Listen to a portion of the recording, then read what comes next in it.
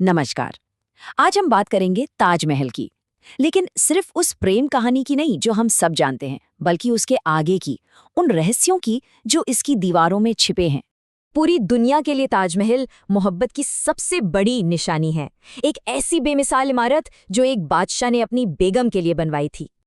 और इसकी कहानी की शुरुआत होती है एक शहंशाह के उस गहरे दुख से जो उसे अपनी पत्नी को खोने के बाद मिला था। लेकिन इस मशहूर प्रेम कहानी के पीछे कई राज, कई विवाद और ऐसी ऐसी हैरान करने वाली बातें छिपी हैं जिनके बारे में ज्यादा लोग नहीं जानते। तो चलिए आज इन्हीं परतों को खोलते हैं। तो सबसे पहले उन कहानियों को देखते हैं जो हैं तो हमारी नजरों के सामने, पर अक्सर हम उन्हें देख नहीं पाते। हम बात करेंगे पत्थर के पीछे छिपी असली कहानी की। एक शहंशाह का प्यार, उसका गम और उसका एक आखिरी वादा। बात है साल 1631 की। शाहजहां की सबसे पसंदीदा बेगम मुमताज महल सिर्फ उनकी पत्नी ही नहीं थी, बल्कि उनकी सबसे बड़े सियासी सलाहकार भी थी। और जब उनका निधन हुआ तो शाहजहां पूरी तरह से टूट गए। और देखिए, उनके दुख का असर कितना गहरा था। ये स्लाइड दिखाती है कि मुमताज की मौत ने उन्हें कैसे बदल दिया। उनका गम उनके चेहरे पर, उनके पहनावे पर, हर चीज पर दिखने लगा था। कहते हैं कि मुमताज ने अपनी आखिरी सांसों में शाहजहां से एक वादा लिया था, एक ऐसा वादा जिसने वास्तुकला यानी आर्किटेक्चर की दुनिया को हमेशा के लिए बदल दिया। और ये भी एक दिलचस्प बात है कि मुमताज को उनकी आखिरी आरामगाह तक पहुंचने में काफी वक्त लगा।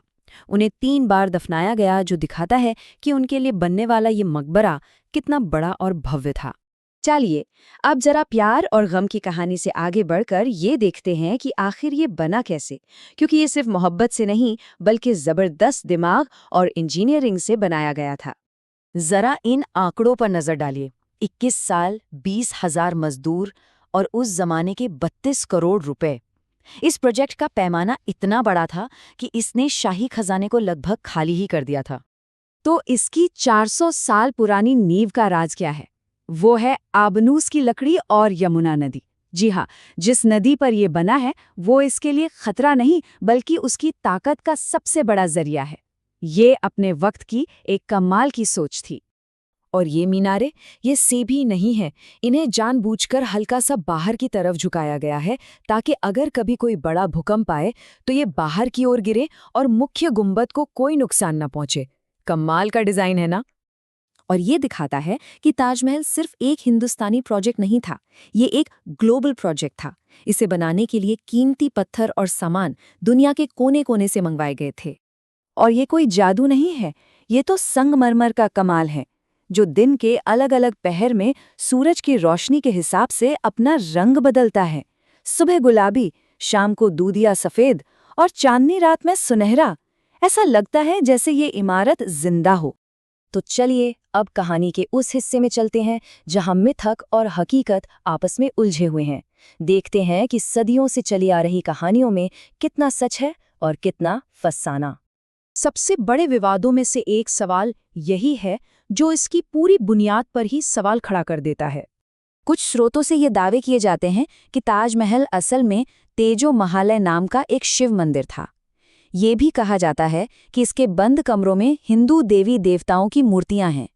ये ध्यान रखना जरूरी है कि ये दावे और सिद्धांत हैं जो बहस का हिस्सा हैं, पर मुख्य धारा के ऐतिहासिक रिकॉर्ड में शामिल नहीं हैं। और भी कई कहानियां हैं, जैसे कि एक काले ताजमहल का सपना या कारीगरों के हाथ काट दिए जाने की खौफनाक कहानी। हालांकि ज्यादातर इतिहासकार इन कहानियों को सिर्फ मिथक ही मानते हैं। लेकिन एक रहस्य है जो आज भी दरवाजों के पीछे बंद है। ताजमहल के तहखाने में 22 कमरे हैं जिन्हें सरकार ने सील कर रखा है, और उनके अंदर क्या है ये कोई नहीं जानता। यही बात कई तरह की अटकलों को जन्म देती है। तो आखिर में हम ताजमहल को किस नज़र से देखें? इसकी असली पहचान क्या है? सच तो ये है कि ये कई मतलबों वाली एक इमारत है। आज ये दुनिया के सबसे ज्यादा देखे जाने वाले अजूबों में से एक है।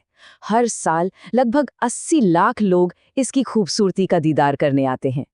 तो ये एक ही वक्त में एक प्रेम कहानी भी है, इंजीनियरिंग का एक शानदार नमूना भी, और सदियों से चली आ रही बहस और रहस्यों का केंद्र भी। तो आखिर में सवाल ये उठता है कि ताजमहल असल में क्या है? मोहब्बत की निशानी, इंसानी दिमाग की एक बेमिसाल जीत, या फिर उन कहानियों का एक आईना जिन्हें हम वक्त के साथ सच मानने लगते हैं। शायद इसकी असली विरासत इसी में है कि ये आज भी हमें सोचने पर मजबूर करता है।